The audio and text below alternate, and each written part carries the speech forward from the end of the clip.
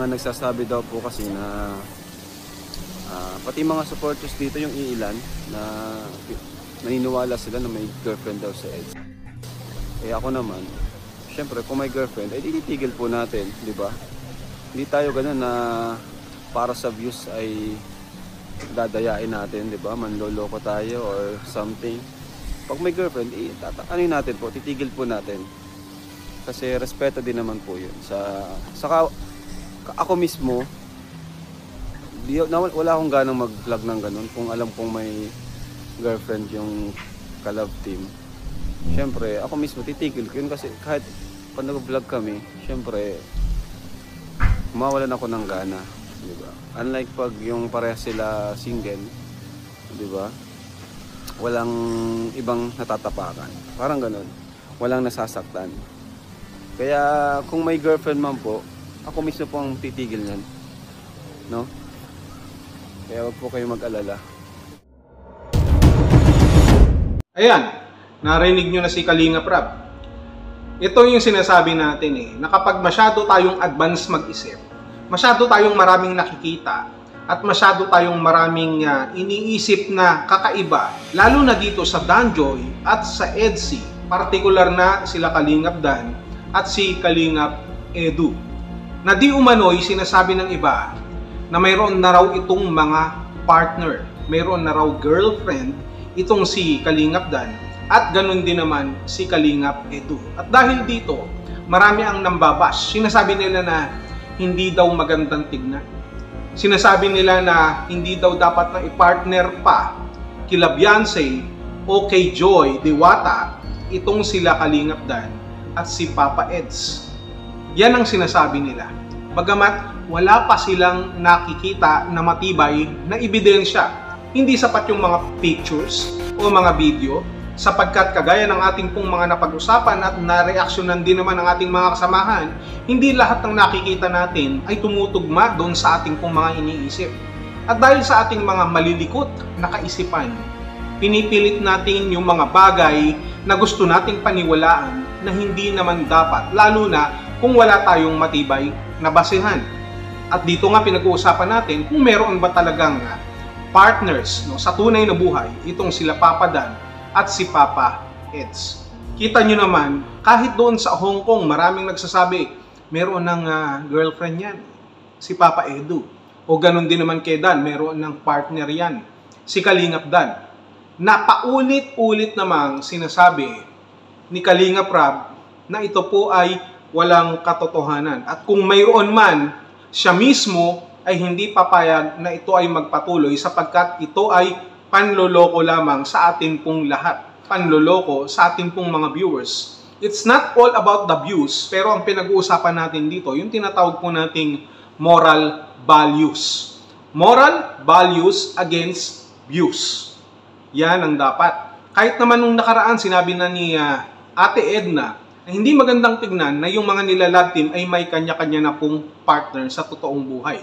Dahil pinapakita natin dito, syempre, yung respeto doon sa kanilang mga tunay na partner. Kaya mas maganda yung mga partner ng ating beneficiaries ay talagang single.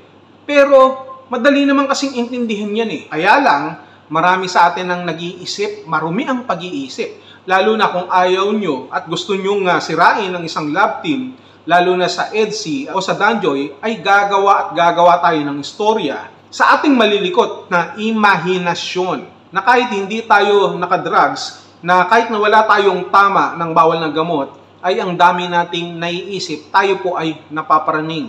At para matapos nga ang lahat ng yan, nagbabadya at parang nagpapahiwatig na si Kalingap Rab na tapusin na ang Edsy at tapusin na rin ang Danjoy.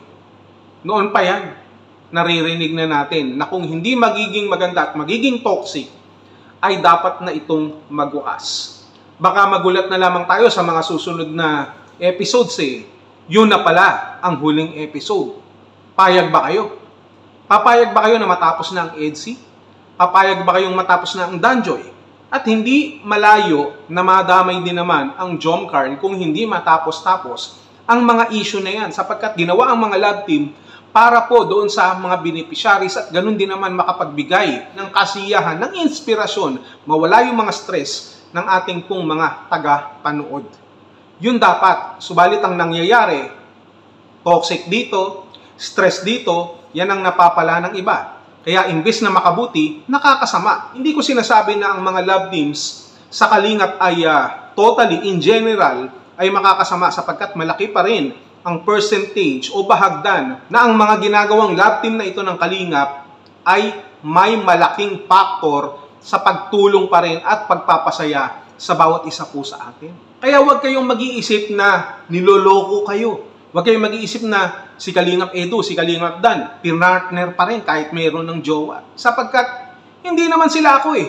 Kung ako yan, kung ako ang kapartner ni Carla, ni Beyonce, o ni Joy Diwata, o ni Rosan, o kung sino man sa Kalingap Angels Batch 1 and 2 and 3 and so on and so forth, walang problema.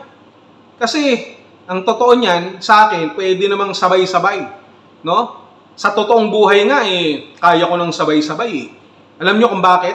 Hindi naman mag-aaway-aaway yung mga partner ko. Ang katwiran nila, nalaman ko, no, yung mga pinapartner sa akin, tanggap na nila na sabay-sabay silang lahat na para silang mga sardinas. Nakagaya ng 555. Kesa naman mag-away-away sila at pare-pareho silang mawalan. Pare-pareho silang mawala ako sa kanilang mga piling. Hindi naman ganun eh. Sila Kalingap Dan, sila Kalingap Edu ay iba. Ngayon iniisip ko, ito nga ang problema ko sa mga live, nagsasabi ako, di ba, na handa naman ako mag-volunteer, kumbaga umextra kahit papano na pumalit kung may napapagod dyan ng mga leading men, no, ng mga Kalingap Angels. Handa naman ako, pero not in a full-time basis. Naisip ko tuloy ngayon, kaya siguro masyadong nag-iingay na nagbabadya yung pagtatapos ng EDSI o ng Danjoy. Ang iniisip ko talagang papalitan na o may iba silang ipapalit na partner.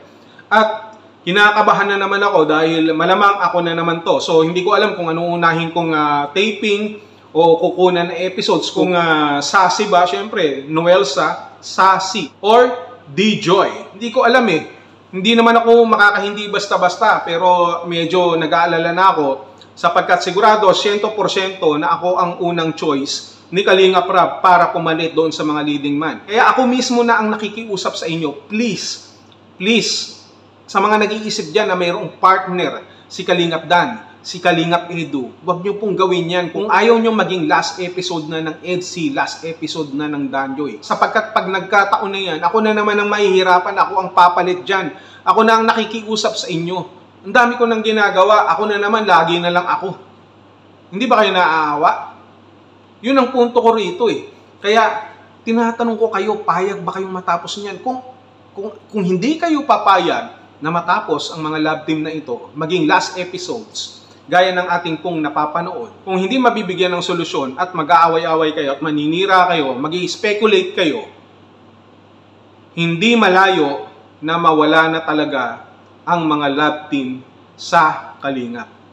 Kaya please, alang-alang na lang sa akin, alang-alang sa mga sinusubaybayan nating Kalingap love teams, huwag na kayong mag-isip ng kung ano-ano. Bawas-bawasan nyo na yung paghit-hit ng katol at bygone para naman makapag-isip kayo ng tama. Lahat tayo gusto nating maging masaya. Lahat tayo nakasuporta sa EDSI, sa Danjoy, sa Jomcar, sa Cedros, sa EDPAW, sa kung ano-ano pa na love team sa Kalingap. Dahil malaki ang pakinabang nito sa mga beneficiary, malaki ang pakinabang nito sa ating pong kasiyahan, especially sa mga OFW at sa lahat po ng mga tumatangkilik sa Team Kalingap. Kaya muli ko kayong tatanungin, payag ba kayo na last episodes na ng EDSI at Danjoy o hindi? Yun lang. Sa inyo ko iiwan ang katanungan na yan.